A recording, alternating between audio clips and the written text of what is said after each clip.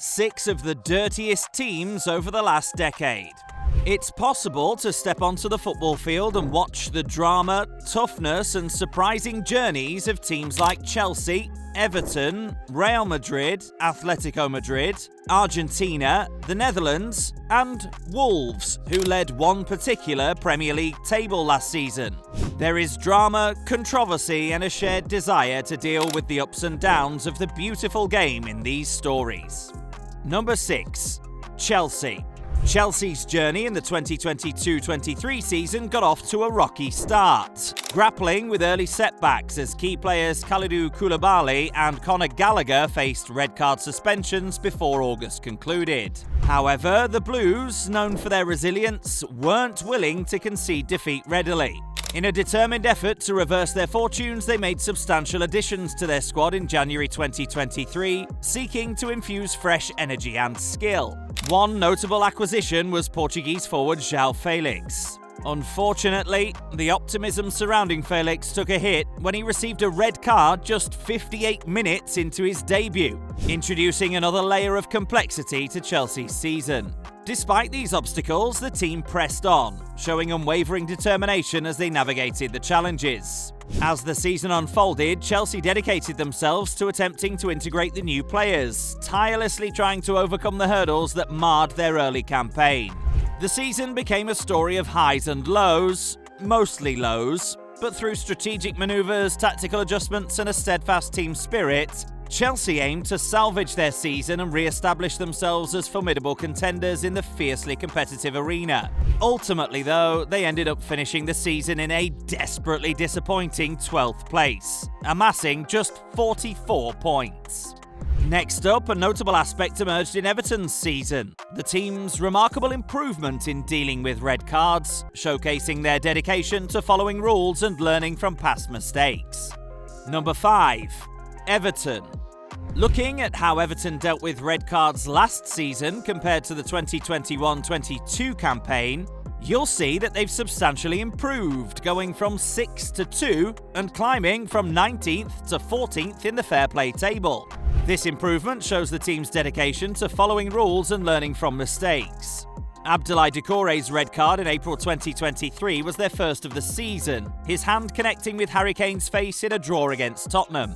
Everton's discipline problems then worsened as Mason Holgate received 2 yellow cards during a game against Crystal Palace in the same month.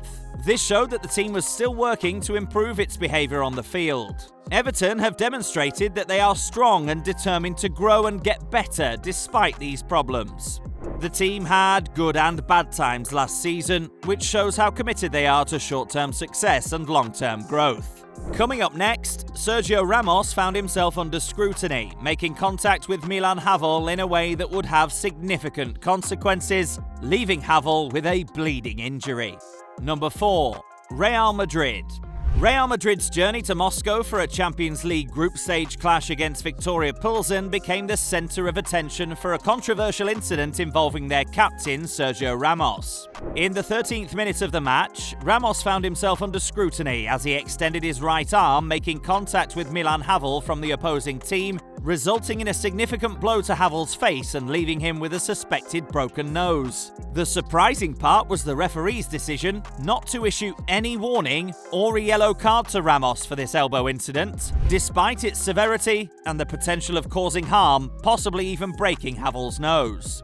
The aftermath of the incident saw Havel forced to exit the game due to his injury, while Ramos faced a barrage of jeers from the opposing fans throughout the match. Post-game, media scrutiny and criticism surrounded Ramos, a prominent figure in Spanish football. However, staying true to his characteristic style, Ramos apologised to Twitter, demonstrating some sportsmanship amidst the ongoing controversy.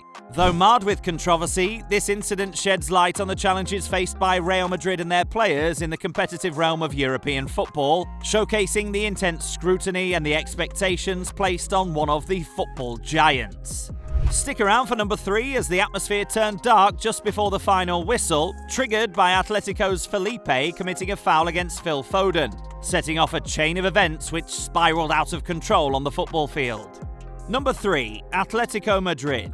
The football community was in uproar following the tumultuous events in Atletico Madrid's UEFA Champions League quarter-final match against Manchester City in the 2021-22 season. City progressed to the semis on aggregate as the match concluded in a 0-0 draw, but the atmosphere turned sour just before the final whistle. Atletico's Felipe committed a foul on Phil Foden, sparking a chain of events which spiraled out of control. Stefan Savic, an Atletico player, grabbed Foden and attacked Jack Grealish when he attempted to calm the situation. The chaos escalated, with players from both teams engaging in altercations on the field. The referee struggled to restore order, leading to a considerable delay. The turmoil didn't end on the field. It spilled into the tunnel, with reports emerging of Savic continuing his attacks on City players and Marcos Alonso allegedly throwing an object at Aymeric Laporte.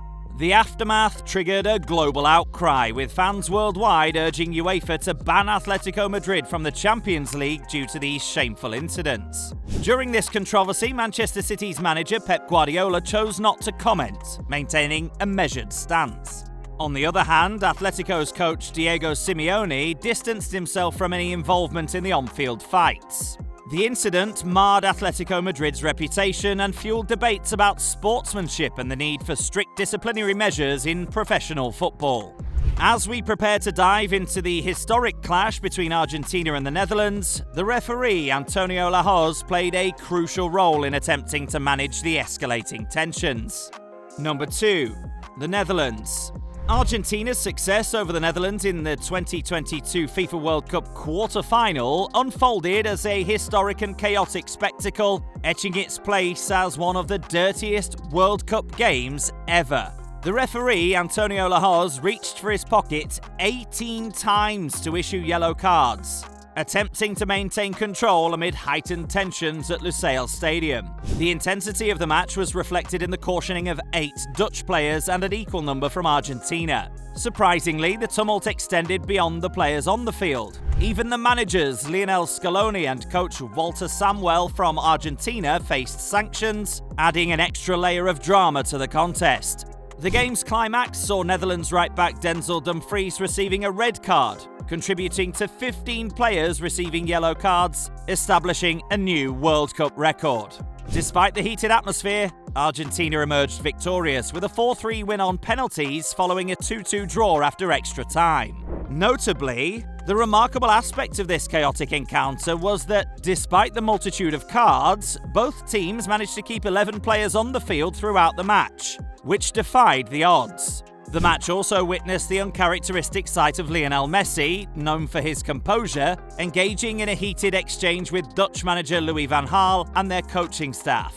Messi's frustration with the referee's decisions was palpable, prompting him to call for FIFA to review such pivotal matches. The game made people feel a lot of different things. There was a nail-biting penalty shootout, a flood of records, and a demonstration of the high stakes and excitement typical of the best football events in the world. Now let's delve into the challenges faced by the team who led the Premier League in red cards last season. Number 1. Wolves.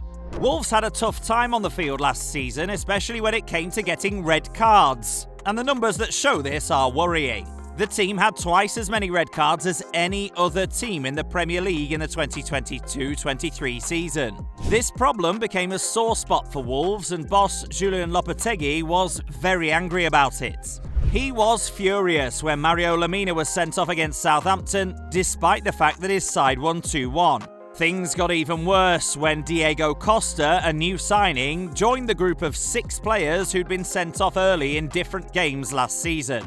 Red card numbers that are too high are a clear sign that Wolves had to fix this part of their game. Lopetegui's anger at Lemina's dismissal showed the importance of making changes immediately. It's clear that these kinds of discipline problems can significantly affect a team's standing in the league. Before this season started, Wolves will have planned to implement steps to reduce the number of red cards, which could make or break this campaign. As you followed the dramatic journeys of these football teams, which story resonated with you the most, and why?